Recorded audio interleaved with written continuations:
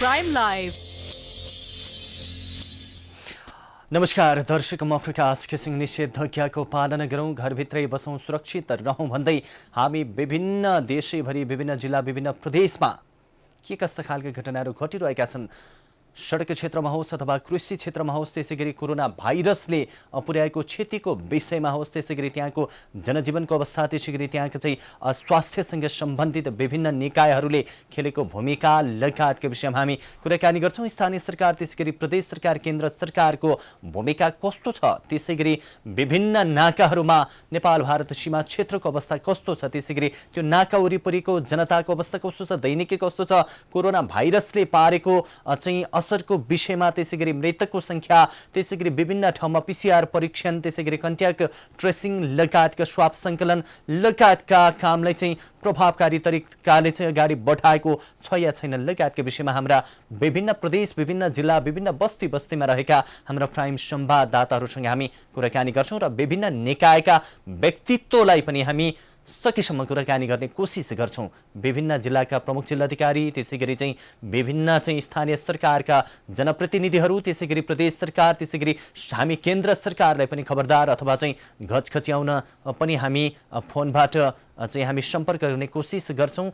Phone लाग्यो अथवा सम्पर्क भइहाल्यो भने विभिन्न ठाउँमा के कस्ता खालका समस्या छन्, हाम्रा सहकर्मी, हाम्रा संवाददाताले उठाएका ती प्रश्नहरू, ती समस्याको हामी सम्बन्धित निकायलाई पनि अब यसको समाधान के होला, कसरी समाधान गर्न सकिन्छ, त्यहाँको जनताले कसरी चाहिँ फेरि पहिलाकै अवस्थामा फर्किन सकिन्छ, चाहे बाढी, पहिरो, त्यसै गरी चाहिँ विभिन्न कृषिमा यतिखेर चाहिँ लकडाउन अथवा निषेधाज्ञा सरकारले चाहिँ जारी गरे देखि नै धेरै किसानहरू यतिखेर मर्कामा रहेका छन्। जुन किसानले उत्पादन गरेका विभिन्न खाद्य वस्तुहरू अथवा चाहिँ विभिन्न चाहिँ कृषिसँग सम्बन्धित वस्तुहरू उत्पादन गरेर पनि यतिखेर बजार नपाएर धेरै कृषकहरू यतिखेर चिन्तित अवस्थामा रहेका छन्। विशेष गरी त पछिल्लो समय विभिन्न नेपालै भरिका कृषकहरूले आफूले चाहे जतिको र जुन चाहिँ युरिया मल नपाएको, रासायनिक मल नपाएको भनेर धेरै गुनासोहरू पनि आइरहेका छन्। यदि पाइहाल्यो भने पनि 3 किलो, 2 किलो, 1 किलो यसको लागि पनि दिनैभरि अथवा चाहिँ कतिपय ठाउँमा त त्यही ठाउँमा जुन चाहिँ रासायनिक मल वितरण गरिन्छ त्यही ठाउँमा गएर ओछ्यान लगाएर त्यही ठाउँमा सुत्नु पर्ने अवस्था पनि धेरै ठाउँमा रहेका छन्, देशैभरि रहेका छन्। यस्तो खालको यथावत समस्यालाई केन्द्र सरकार, प्रदेश सरकारले छिट्टै ध्यान जाओस्। यतिखेर हामी प्रदेश नम्बर 1 तर्फ लाग्छौँ। प्रदेश नम्बर 1 मा यतिखेर कोरोना भाइरस संक्रमितको संख्या, त्यसै गरी त्यहाँको किसानको समस्या, त्यहाँको चाहिँ स्थानीय जनताको समस्या र दैनिकी कसरी चलाइराखेका छन् र विभिन्न नाकाहरूको अवस्था के छ, पहाडी जिल्ला, हिमाली जिल्लाको अवस्था के छ, कोरोना संक्रमितको संख्या कति पुग्यो लगायतका विषयमा हामी कुराकानी गर्नको लागि इटहरीतर्फ लाग्छौँ। प्रदेश नम्बर 1 को चाहिँ इटहरीमा लाग्छौँ। हाम्रा संवाददाता बेकल रेग्मी प्रत्यक्ष टेलिफोन लाइनमा जोडिनु भएको छ। बेकलजी, के छ पछिल्लो अवस्था, प्रदेश नम्बर 1 को अवस्था के छ, विभिन्न क्षेत्रमा कतिको असर परेको छ, त्यसै गरी चाहिँ कोरोना भाइरससँग सम्बन्धित व्यक्तिहरूको चाहिँ दिनानुदिन संख्या बढेका छन् अथवा चाहिँ निको भएर फर्किनेको संख्या, मृतकको संख्या के छ, यी यथावत विषयमा हामीलाई जानकारी दिनुहोस् न। प्रकाशजी, प्रदेश नम्बर 1 मा हेर्ने हो भने आजसम्म कुल 4177 जना चाहिँ कोरोना संक्रमित रहेको अवस्था छ भने यसमध्ये जिल्लागत रूपमा हेर्यौँ ताप्लेजुङमा अहिलेसम्म कोरोना संक्रमित हेर्ने हो भने 1 महिला र 11 पुरुष गरी जम्मा 12 जना कोरोना संक्रमित रहेको अवस्था छ र तीमध्ये केही डिस्चार्ज भएको पनि अवस्था छ। पाँचरमा 2 र 2 महिला, पुरुष 21 गरी जम्मा 23 जना, इलाममा 7 महिला, 81 पुरुष गरी 88 जना, झापामा 144 महिला, 542 पुरुष गरी 686 जना र मोरङमा 652 महिला, 1292 गरी जम्मा 1944 जना कोरोना संक्रमित रहेको अवस्था छ भने सुनसरीमा 247 महिला, 809 पुरुष गरी जम्मा 1056 जना चाहिँ कोरोना संक्रमित रहेको अवस्था छ। त्यसै गरी पहाडी जिल्ला धनकुटामा 5 महिला र 37 पुरुष गरी जम्मा अहिलेसम्म 42 जना कोरोना संक्रमित रहेको अवस्था छ र तेह्रथुममा 9 जना महिला र 19 जना पुरुष गरी जम्मा 28 जना कोरोना संक्रमित रहेको अवस्था छ भने सङ्घर्षमा 3 महिला, 37 पुरुष गरी जम्मा 40 जना कोरोना संक्रमित रहेको अवस्था छ। त्यसै गरी पहाडी जिल्ला अन्तर्गतमै रहेको खोटाङमा चाहिँ 3 जना महिला, 19 जना पुरुष गरी कुल 22 जना कोरोना संक्रमित रहेको अवस्था छ भने पहाडी जिल्लामै रहेको 23 उदयपुरमा चाहिँ 33 जना महिला, 85 जना पुरुष गरी कुल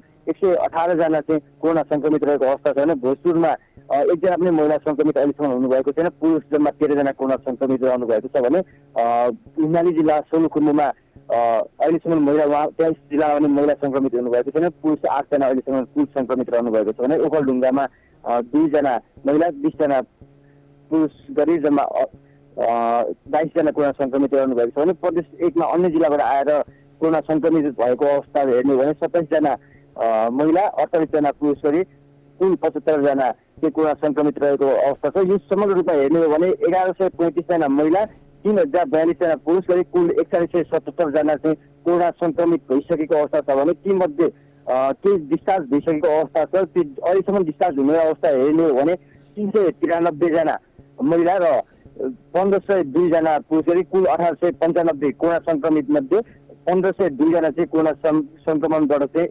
1895 जना चाहिँ कोरोना संक्रमणबाट डिस्चार्ज भइसकेको अवस्था छ भने अहिले एक्टिभ कोरोना संक्रमितको रूपमा रहेको संख्या हेर्दाखेरि कुल प्रदेश 1 मा महिला 731 जना पुरुष 1508 जना गरी कुल 2239 जना चाहिँ कोरोना संक्रमित रहेको अवस्था छ।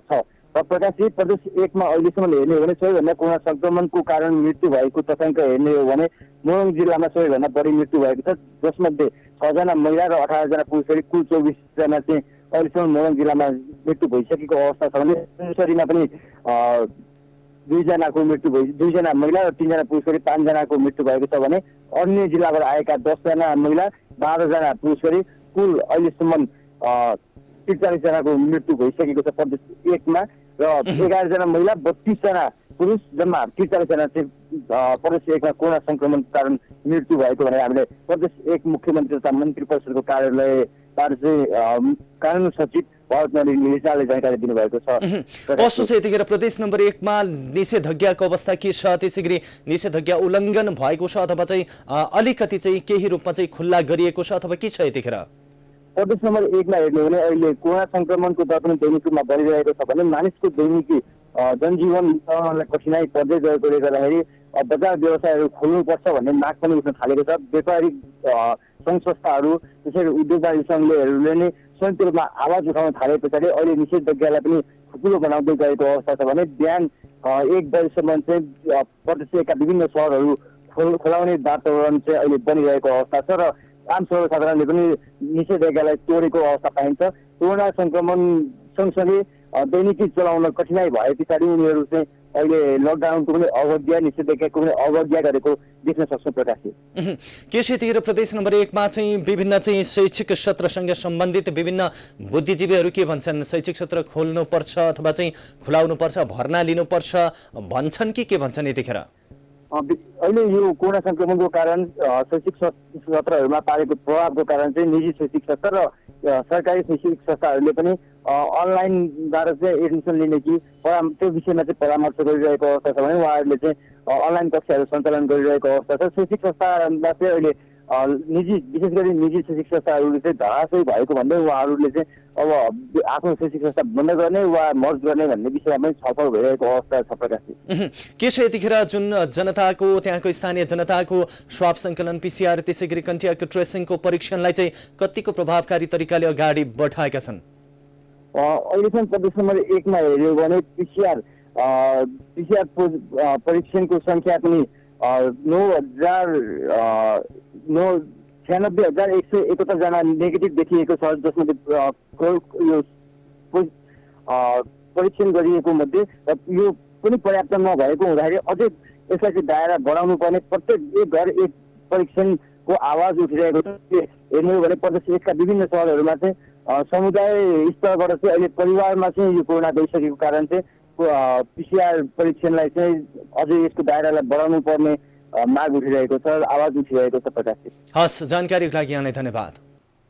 उहाँ हुनुहुन्थ्यो प्रदेश नम्बर 1 सुनसरीबाट हाम्रा प्राइम संवाददाता विकल पछिल्लो समय प्रदेश नम्बर 1 मा विभिन्न हिमाली त्यसै गरी पहाडी जिल्लाहरूमा कोरोना भाइरस संक्रमित व्यक्तिको संख्या त्यसै गरी अझै मृतकको संख्या लगे त्यहाँको जनजीवनको अवस्था र त्यहाँ खेलेका प्रदेश सरकार स्थानीय सरकारले खेलेको भूमिकाको विषय जुन चाहिँ कोभिड-19 अथवा कोरोना भाइरस नियन्त्रण अथवा न्यूनीकरण गर्नको लागि खेलेको भूमिका त्यसै गरी विभिन्न शैक्षिक सत्रसँग चाहिँ सम्बन्धित विभिन्न निकायले चाहिँ अनलाइन कक्षा सञ्चालन गरिरहेको विषयमा हामीलाई प्रदेश नम्बर 1 बाट हाम्रा सुनसरी संवाददाता बेकल रेग्मीले हामीलाई जानकारी दिनुभएको छ।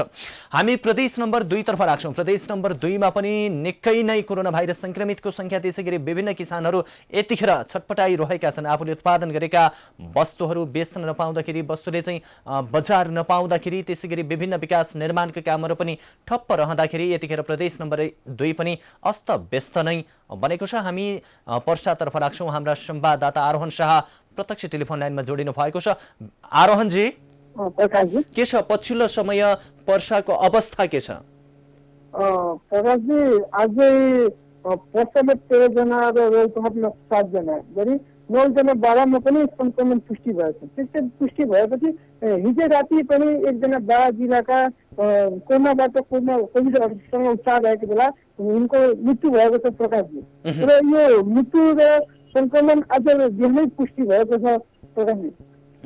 जस्तै आरोहणजी, त्यहाँ यतिखेर जुन चाहिँ पर्सा जिल्ला अथवा प्रदेश नम्बर 2 का किसानहरूले उत्पादन गरेका चाहिँ विभिन्न तरकारी, त्यसैगरी चाहिँ अन्य चाहिँ अन्नहरू अथवा चाहिँ अन्नबालीहरू यतिखेर बजार पाएनन् भनेर धेरैले गुनासो गरेका छन्। के भन्छन् यो विषयमा त्यहाँका चाहिँ स्थानीय सरकार, त्यसैगरी विभिन्न खाद्यसँग सम्बन्धित निकायहरूले?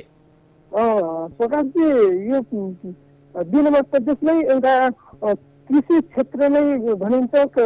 नेपाल देशकै एउटा कृषि उत्पादन भनेको एउटा प्रदेश 2 चिनिन्छ भने यहाँ अहिले धान बाली लगाएकोमा कोही मनको अभाव छ भने जुन किसानले तरकारी खेतीबारी गरेर तरकारीबाट जीविका पार्जन गरेको उसले तरकारीबाट वञ्चित छ।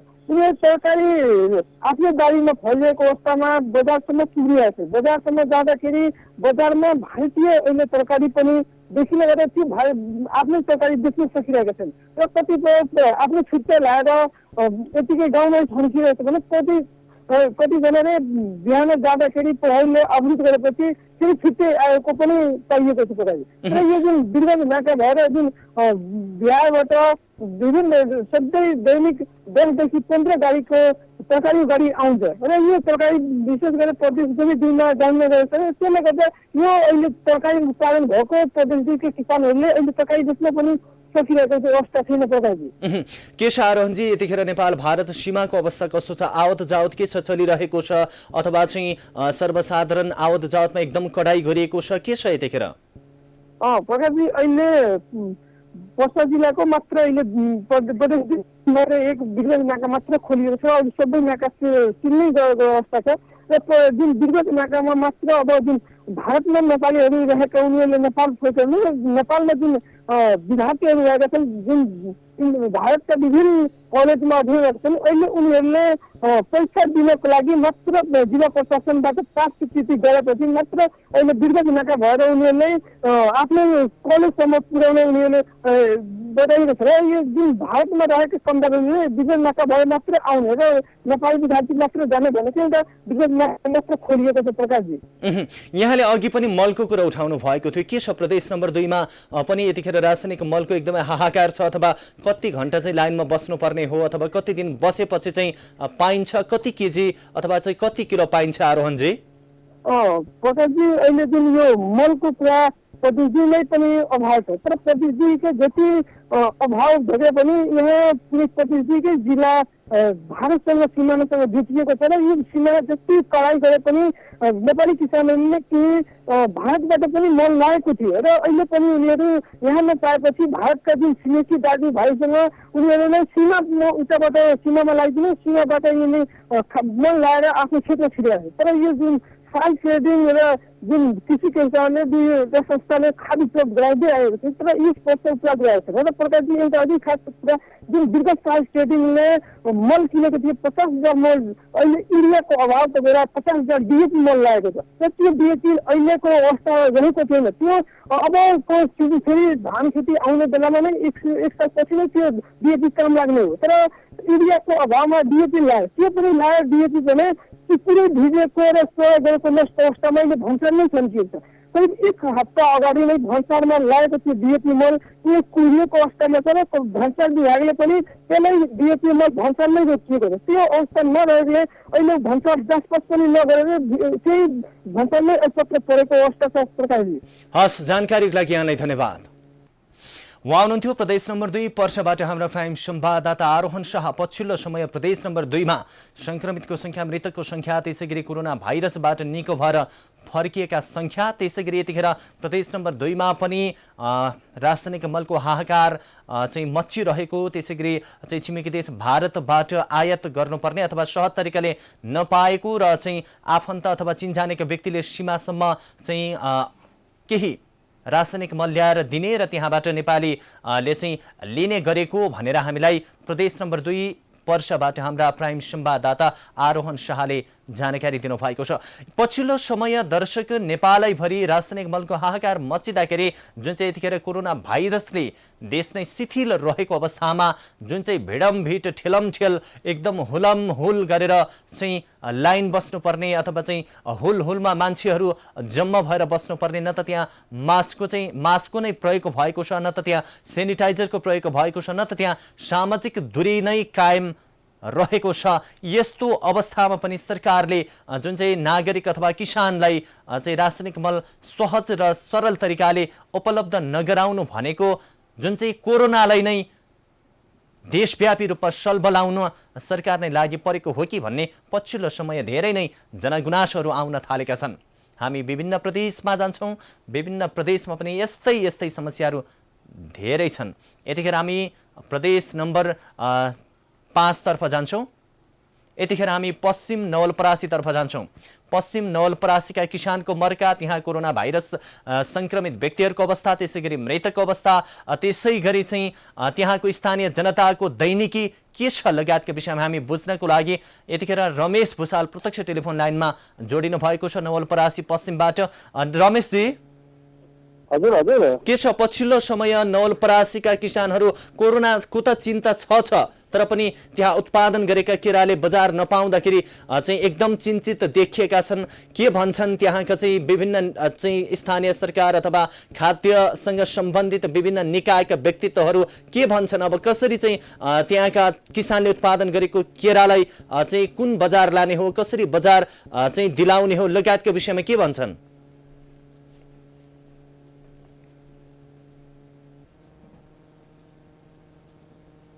रमेशजी,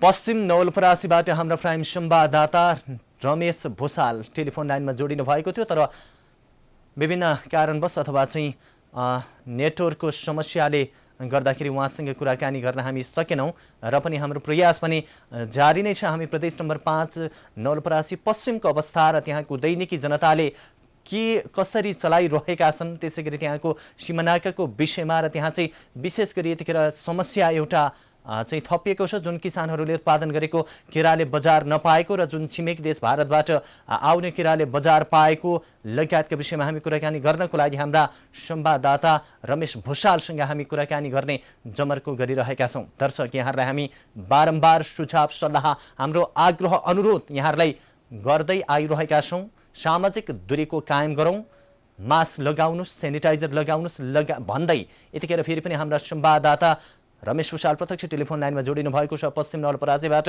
रमेशजी, हजुर हजुर, के छ यतिखेर जुन पश्चिम नवलपरासीका किसानहरूमा एक प्रकारको समस्या फेरि थपिएको छ, जुन केराले बजार नपाएको भन्ने चाहिँ गुनासो अथवा समाचार हामीलाई प्राप्त भएको छ, के छ यो विषयमा?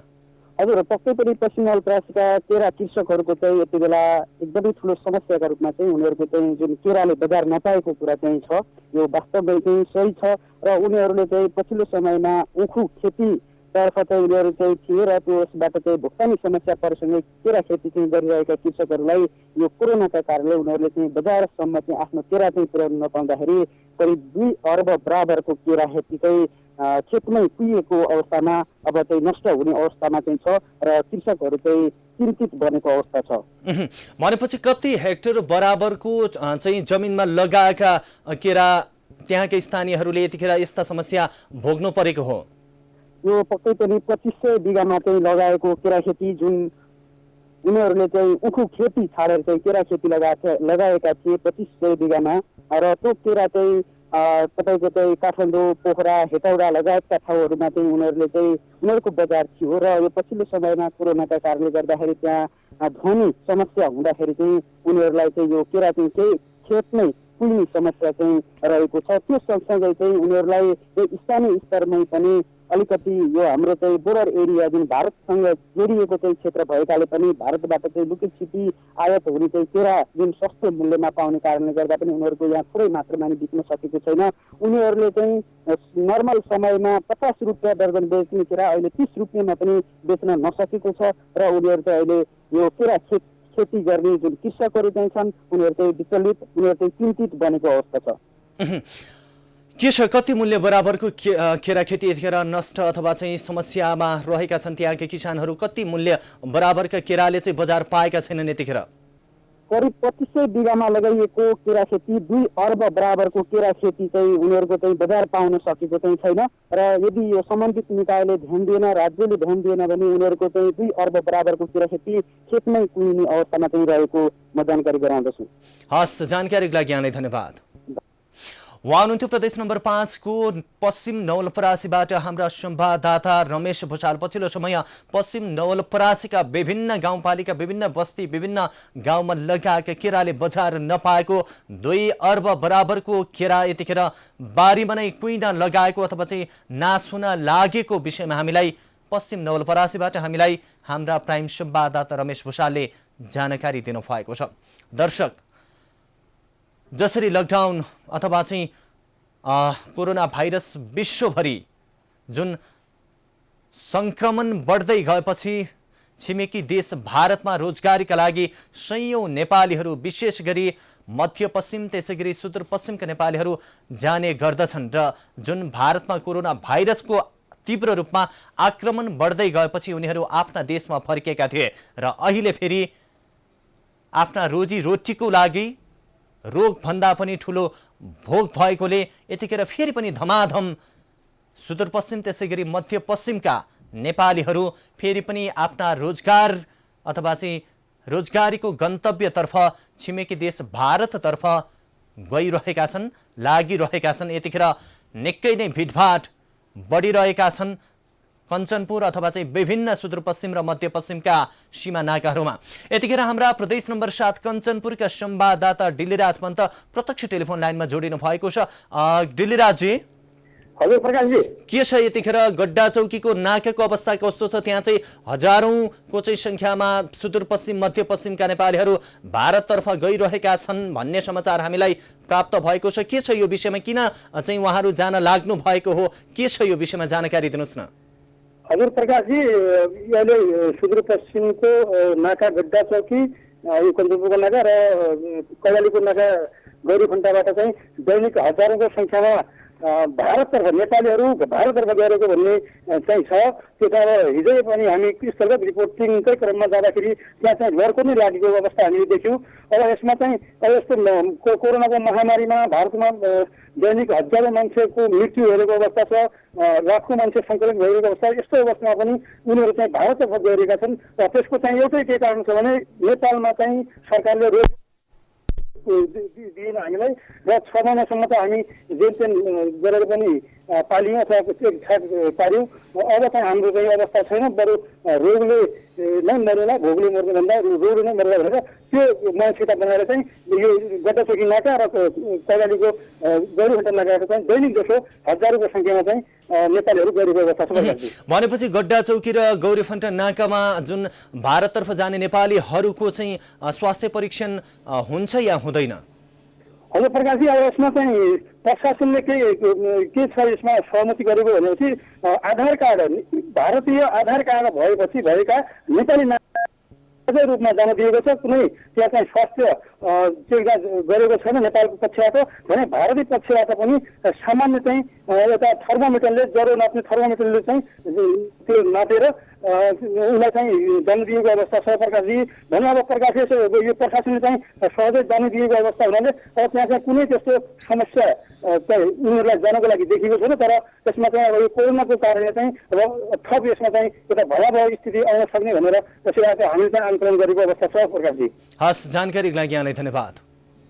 उहाँ हुनुहुन्थ्यो प्रदेश नम्बर 7 कञ्चनपुरबाट हाम्रो प्राइम संवाददाता डिल्लीराज पन्त। हजारौंको संख्यामा, सयौंको संख्यामा यतिखेर फेरि पनि आफ्नो रोजगारी गन्तव्यतर्फ चाहिँ नेपालीहरू, विशेष गरी सुदूरपश्चिम र मध्यपश्चिमका नेपालीहरू भारततर्फ गइरहेको र सीमामा जुन चाहिँ थर्मोमिटरबाट चाहिँ उनीहरूको स्वास्थ्य परीक्षण गरिरहेको भन्ने विषयमा हामीलाई प्रदेश नम्बर 7 कञ्चनपुरबाट हाम्रा संवाददाता डिल्लीराज पन्तले हामीलाई जानकारी दिनुभएको छ। दर्शक, हामीले यहाँहरूलाई विभिन्न प्रदेशमा कोरोना संक्रमितको संख्या, त्यसैगरी मृतकको संख्या, निको भएर घर फर्किनेहरूको संख्या र विभिन्न प्रदेशमा चाहिँ विशेष गरी सीमानाकाको अवस्था र त्यसैगरी मल अभावले कुन कुन ठाउँमा कस्ता कस्ता खालका समस्याहरू भोग्दै आइरहेका छन् त्यहाँका किसानले, त्यसैगरी कृषि अथवा चाहिँ किसानहरूले उत्पादन गरेका विभिन्न खाद्य वस्तुहरूले बजार पाएका छन् या छैनन्, अथवा कतिका चिन्तित छन् किसानहरू लगायतका विषयमा हामीले जानकारी दियौँ। दर्शक, यहाँहरूलाई फेरि पनि हाम्रो अनुरोध छ, निषेधाज्ञाको पालना गरौँ, घरमै बसौँ, सुरक्षित